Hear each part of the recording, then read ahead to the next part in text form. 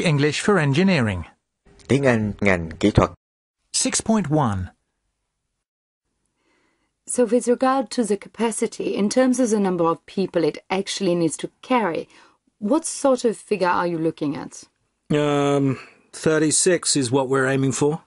If you think we can add a few seats without making compromises, then by all means, let's look at it. I think 36 is going to be at the top end as far as size is concerned. And as regards the graphics, is the video sequence finalized? Will it be exactly as it is on this DVD? Unless you have any problems generating the physical effects that go with it, then yeah. As far as we're concerned, that's it. Right, excellent.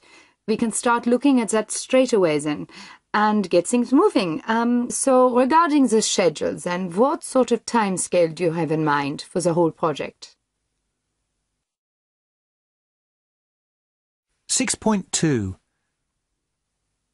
In terms of the physical effects, to what extent do you want the experience to be physical? The degree to which it moves can be varied quite considerably.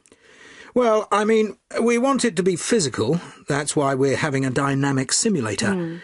But we obviously don't want it to be so extreme that people are closing their eyes and not watching the amazing graphics we've got. Sure. I mean, it's obviously difficult to quantify something like this in theory, sitting in a meeting room. The only way to determine what's right is to actually sit in a simulator and experience it yourself in practice. Of course. So what I'd suggest is, after the meeting, we can strap you into one of our machines and you can assess the possibilities. Sounds interesting. 6.3. It obviously has to be lifted with a crane. Yes, but do the slings necessarily have to pass under the base? Why not come up with a way of hooking onto the side of the statue? How?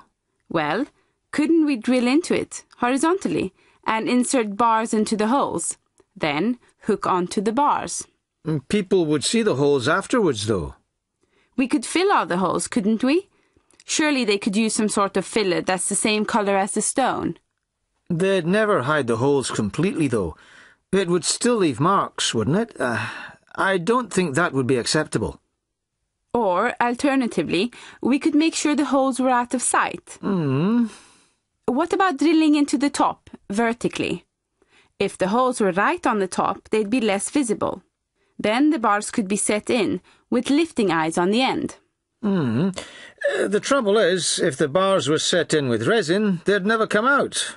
They'd have to be cut off, wouldn't they? And this mammoth's lying down, so the top will probably be seen, to an extent. True. To be honest, I don't think we can envisage drilling into it. I suppose another option would be to use some sort of grab on the end of the crane jib. You know, like the ones they use for offloading lorries. So the statue would be held by friction. But I can't imagine there being anything capable of lifting 36 tons, especially not something that wide. No. Have you spoken to the masons about this? Not yet, no. Why don't we ask them? 6.4. So, all the steel beams shown on this drawing are going to be fixed to the walls, bolted through the concrete. Right. So to bolt through, obviously we need holes in the walls. We can core drill them with a diamond drill, which would obviously be done after the walls have been cast. We drill them ourselves as part of our contract package. Alternatively, the holes can be preformed by putting plastic tubes into the concrete when they cast the walls, in which case the contractor responsible for the concrete structure would do the job. Okay. Now, the problem is these bolts won't have much play. How do you mean? Well, they've got to fit quite tightly in the holes, so they won't be able to move much. There won't be much space around them to adjust their position. I see. So that means the holes have got to be positioned very precisely. If they're slightly out of position on the wall, they won't match up with the holes that have been pre-drilled through the steel beams at our factory. Sure. That's the main technical issue in terms of deciding how we form these holes. Obviously, the technical side's not the only consideration. There's also the question of timescales, given that there are a lot of these holes to do, and obviously the question of cost as well. 6.5. In terms of cost, preforming is obviously a lot cheaper because all you need are plastic tubes, which are cheap to buy and quick to put in. If we do it that way, it'll be dead easy and it'll cost peanuts. Whereas core drilling will be slow, it'll be quite a painstaking job. But core drilling's more accurate, clearly. A lot more accurate. I mean, sometimes you can get away with preforming. If you need to get within 20 mil, then it's perfectly feasible. 10 mil it's achievable, but it's stretching it. Anything less than 10 mil, and there's no way you can do it. And what sort of tolerance are you looking for? About 10 mil. So it's borderline then? It's a tall order. The safe bet would be going for core drilling. The problem is going to be the schedule, though. Exactly.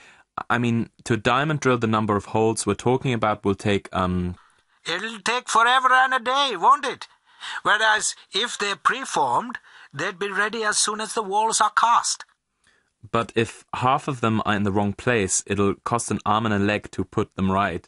Because if they're wrong, it's not just a question of drilling new ones in the right place.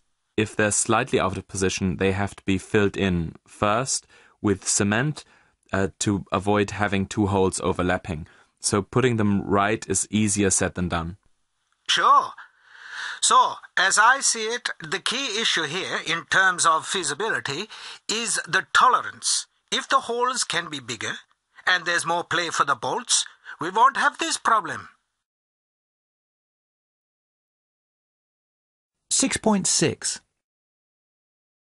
So, to be clear about how far we can go with this redesign, we're not aiming to reinvent the wheel in terms of the main components and how they fit together. The reasons for that are, firstly, from a hardware point of view, the existing design has proved to be effective. And secondly, we don't have the resources at this point in time to make fundamental changes to the production process. So the overall internal layout needs to remain the same? Yes. We're looking for an evolution rather than designing the whole thing from the ground up. Presumably there is room for improvement? Well, this model has been revamped once before, of course, but no doubt we can refine it a bit more. However, given that software redesign isn't an assembly issue and has been the Achilles heel of the existing model, it would make sense to rethink that whole system. So, for software, back to the drawing board then. Well, whatever we do, we need to make a quantum leap. Whether that means designing the system from scratch, I don't know. We need to make the whole thing much simpler to use. Ngoại ngữ chuyên ngành.com